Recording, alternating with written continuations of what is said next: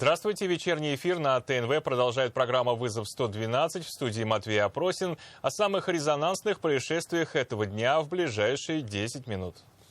И сегодня мы расскажем, как в Казани задержали 3 мужчин. Ребенку 10 месяцев. Меня должны так просто отпустить. Опытным полицейским они показались подозрительными и, как оказалось, не зря. Почему?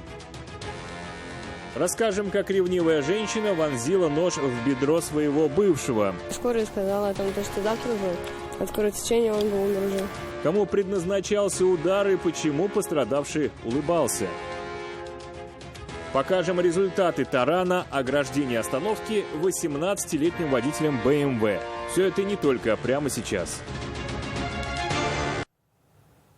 Мужчину ранили ножом на улице Кулахметова в Казани. Такое сообщение поступило вечером на единый номер вызова экстренных служб 112.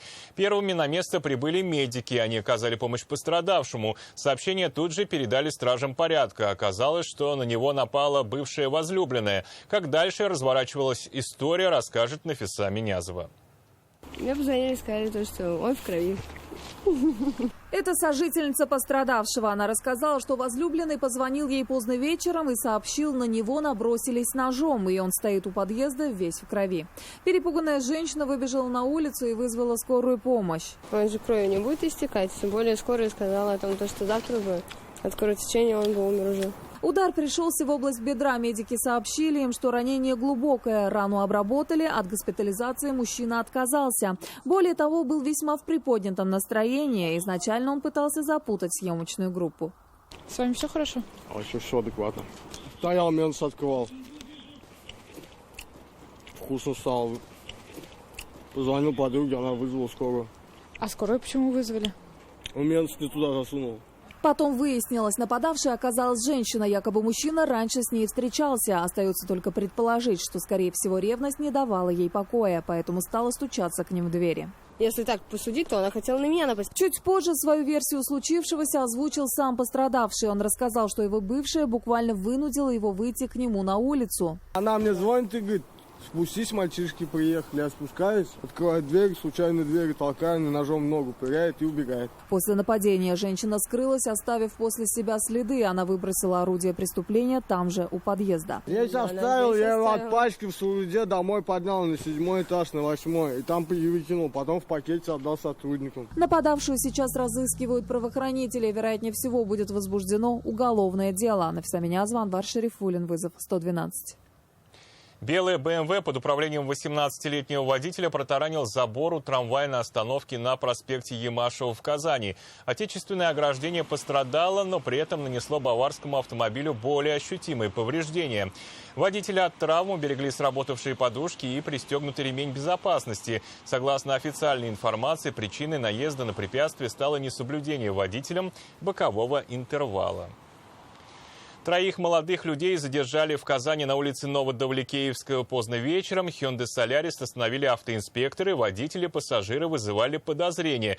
Их решили обыскать и не зря. В кармане куртки одного из них обнаружили сверток с порошкообразным веществом. Я уже не смотрел, у меня ничего не было. Водитель Hyundai Solaris признался, с собой наркотиков у него не было. Он рассказал, что ехал по улице Новодавлекеевская с 2 приятелями. Сотрудники ППС решили остановить иномарку. Стражи порядка заметили, как один из них сбросил на землю сверток. Полицейские тут же накрыли его ведром и надели на мужчин наручники. Чуть позже они признались, это был мефедрон. На место вызвали автоинспекторов, так как водитель отказался сдавать анализы на наличие запрещенных веществ в организме. Я так трезвый, просто отказался. То есть, курил, ганджубас, из-за этого отказался, потому что, чтобы не проходить метасвидетельства. Отказался от метасвидетельства. Чтобы потом не отмечаться, потому что она же держится сами, а так я трезвый полностью сейчас. За отказ от прохождения медосвидетельствования наказание такое же, как и за езду в нетрезвом виде. Водителю предстоит заплатить штраф в размере 45 тысяч рублей, и законно сесть за руль он не сможет от 1,5 до 2 лет. Это решит суд. Но мужчина как бы и не против. Ребенку 10 месяцев. Меня должны так просто отпустить. Я же отказался, меня всего лишили автоматически уже прав. Они хотят, чтобы еще выпуска я себе прошел.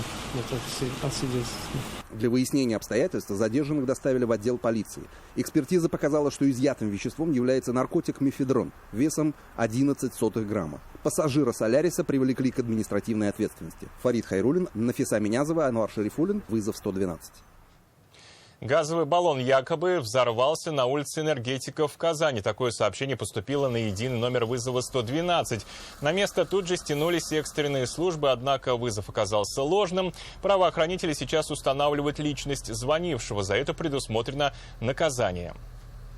В Казани сотрудники МВД и ФСБ провели совместный рейд для выявления нарушений миграционного законодательства. Он прошел на улице Аделя Кутуя, где проверили документы у 15 иностранных граждан, 6 из которых оказались нелегальными мигрантами. В их отношении составили 9 административных материалов. Нарушители помещены в специальные помещения для задержанных лиц. Судом мигранты оштрафованы на 3000 рублей каждый. Вместо автосалона отправилась в отдел полиции пенсионерка из Альметьевска, повелась на уловки мошенников и отдала курьеру более 2,5 миллионов рублей. Схема обмана была не нова. Жертвам поступает звонок от якобы бывших руководителей, которые предупреждают, что скоро с ними свяжутся сотрудники ФСБ. Снимать наличные с банковского счета женщина пошла с супругом, который даже не подозревал, что его жена на крючке аферистов. Как дальше все было, расскажем в нашей программе. Эти деньги я должна была поменять на настоящие. Я сняла деньги с 2 банков. Едва сдерживая слезы, в отделе полиции женщина рассказывает, как попалась на уловки мошенников. С ее слов, она уже на пенсии. В одном из мессенджеров ей написал бывший начальник. Фотография в профиле выглядела убедительно. Затем позвонили по видео якобы силовики. Женщина в погонах показала служебное удостоверение и сказала, что деньги с ее счета могут уйти в другую страну. Потом уже она сказала, что дальнейшую работу будут вести сотрудницы Центробанка. И через какое-то время позвонила Марина Сергеевна из Центробанка, представилась. Потерпевшие предложили заменить деньги, чтобы вычислить преступника. Для этого ей сказали снять деньги и отдать курьеру. Женщина так и сделала. Взяла с собой ничего не подозревающего мужа и пошла в банк. Ее супруг был уверен, что они идут снимать деньги для покупки нового автомобиля. В обоих банках сотрудники уточняли причину закрытия вклада и разговаривали с пенсионерами. Но те настояли на своем. О каждом шаге заявительница рассказывала мошенникам и вела тайную переписку.